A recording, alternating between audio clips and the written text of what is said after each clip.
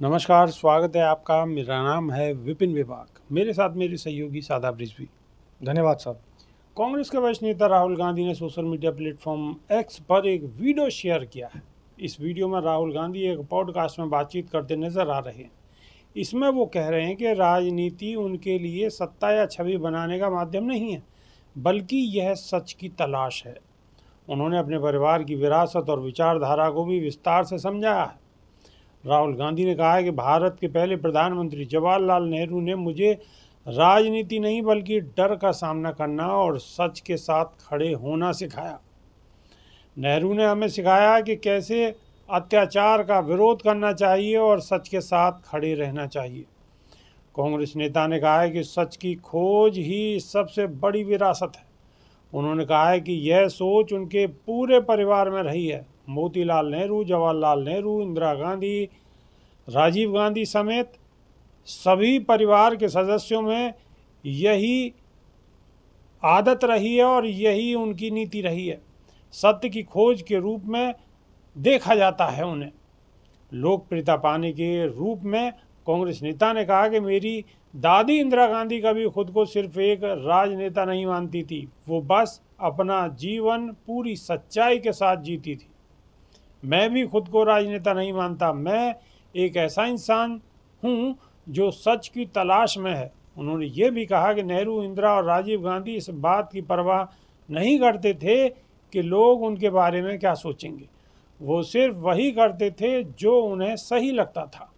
वे इस बात से प्रेरित नहीं होते थे कि 20-30 साल बाद लोग क्या कहेंगे। राहुल गांधी ने यह भी माना कि आज के दौर में सच बोलना आसान नहीं है। उन्होंने कहा कि आज लोग सच नहीं सुनना चाहते। राजनीति में यह आसान है कि जो लोग सुनना चाहते हैं वही बता दो, लेकिन मेरी आत्मा ऐसा करने की इजाज़त नहीं देती। मैं झूठ नहीं बोल सकता, चाहे मुझे नुकसान ही क्यों ना हो। उन्होंने महात्मा गांधी और नेहरू के विचारों की तुलना करते हुए कहा कि गांधी जी अपने अंदर झांकते थे और नेहरू जी दुनिया और भविष्य को समझना चाहते थे। दोनों में गहराई थी, पर सोचने का तरीका अलग था। शादाब रिजवी, राहुल गांधी की बातों से तो ऐसा लगता है कि राहुल गांधी वो राहुल गांधी नहीं है जो वो थे। अब बहुत कुछ बदल चुका है। क्या कहेंगे? देखिए, राहुल गांधी तो राहुल गांधी ही हैं। हमारे सोचने का, हमारे देखने का नज़रिया सिर्फ बदला है। आप देखिए, महात्मा गांधी जब शुरुआत में युवावस्था में बैरिस्टर बनने के लिए लंदन पहुंचे तो बहुत सारे लोगों ने कहा कि एक तरफ तो ये बाहर विदेशी जो वस्तुएं हैं, विदेशी कपड़े हैं, उनकी होलिका दहन कर रहे हैं, ये खुद विदेशों से पढ़ कर आए हैं।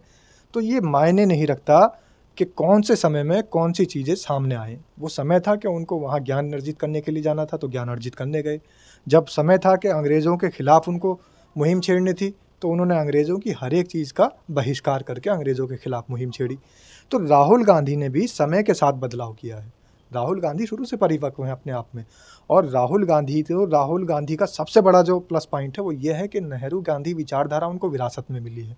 और दूसरी बात, वो पंडित जवाहरलाल नेहरू की नाती, इंदिरा गांधी के पोते और राजीव गांधी के बेटे हैं। इतना होना ही अपने आप में बहुत बड़ा वजूद बन जाता है। और राजनीतिक परिप्रेक्ष्य में किसी एक ऐसे प्रधानमंत्री का बेटा जो राजीव गांधी कहलाते हों, किसी एक ऐसे प्रधानमंत्री का पोता जो इंदिरा कहलाती हों, और किसी एक ऐसे प्रधानमंत्री का जो देश के पहले प्रधानमंत्री हों जिनकी विचारधारा आगे बढ़ी चली आ रही हो, उनका नाती होना ये अपने आप में एक बहुत बड़ा व्यक्तित्व है। तो राहुल गांधी बड़े संयमता के साथ काम लेते हैं।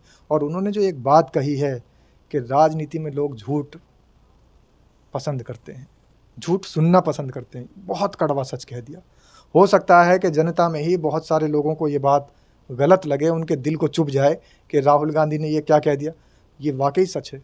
सच इसलिए है कि जब प्रधानमंत्री देश के लाल किले से खुला खुला झूठ बोलते हैं तो हमारे देशवासी बड़ी ज़बरदस्त तरीके से तालियां बजाते हैं, थाली भी बजाते हैं। और जब हमारे देश के प्रधानमंत्री थाली बजाने की आपने बात की, जब थाली के चंगुल में फंसाना चाहते हैं तो आपने देखा होगा लाखों की तादाद में लोग, करोड़ों की संख्या में लोग थाली बजाते नजर आ रहे थे। ऐसे ऐसे लोग जिन्होंने वैज्ञानिकों की पढ़ाई पढ़ी है, जिन्होंने साइंस को पढ़ा है, जिन्होंने चिकित्सा को पढ़ा है, जिन्होंने साइकोलॉजी को पढ़ा है।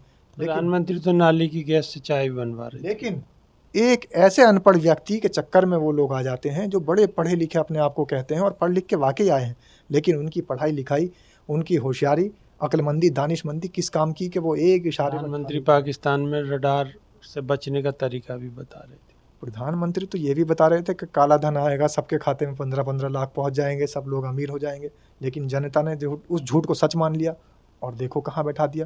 प्रधानमंत्री तो इन्हें तो ये भी कहा था कि एक चाय वाला प्रधानमंत्री बना, लेकिन वो चाय कहाँ बेची आज तक किसी को पता नहीं।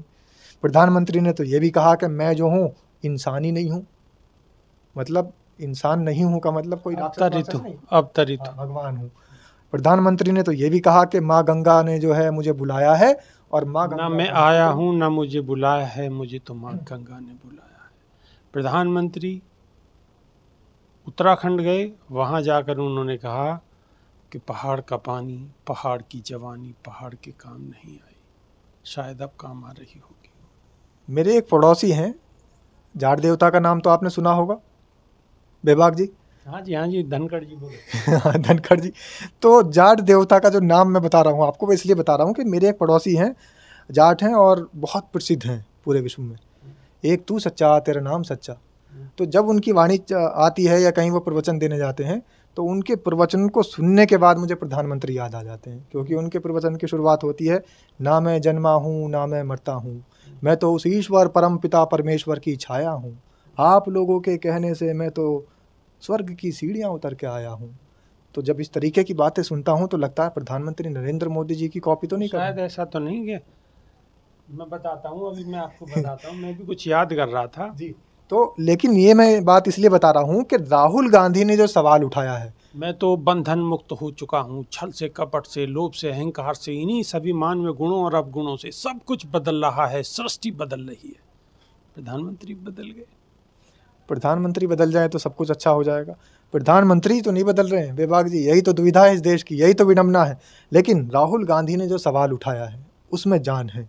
राहुल गांधी ने कहा है कि इस देश के बहुत सारे लोगों को, राहुल गांधी ने बिल्कुल स्पष्ट तौर पर कह दिया है कि मैं हमेशा सच के साथ खड़ा रहूंगा और मैं झूठ कभी नहीं बोलता। अगर झूठ बोलने से मुझे नुकसान भी होता है तो मुझे स्वीकार्य है, लेकिन हाँ मतलब सच बोलने से अगर मुझे नुकसान होता है तो वो मुझे स्वीकार है, मैं झूठ नहीं बोलता।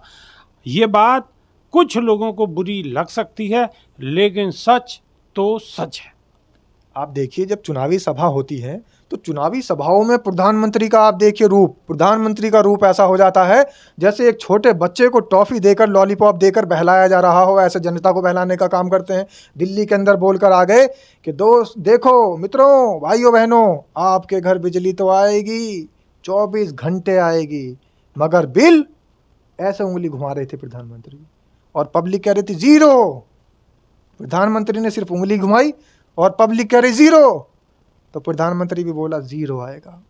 तो प्रधानमंत्री के जो ये झूठे बोल हैं, इनके ऊपर राहुल गांधी ने कहा है कि मैं इस तरीके से झूठ तो कभी नहीं बोल सकता।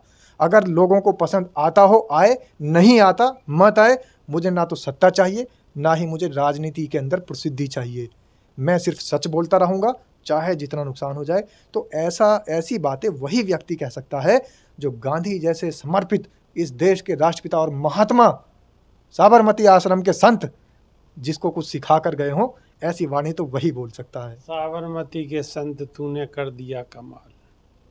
तो ये भी राहुल गांधी की भाषा और जो उनका पॉडकास्ट है उसके बोल सुनने के बाद में ऐसा ही महसूस होता है कि ये राहुल गांधी नहीं, ये तो एक संत है, आंधी है, सच की आंधी।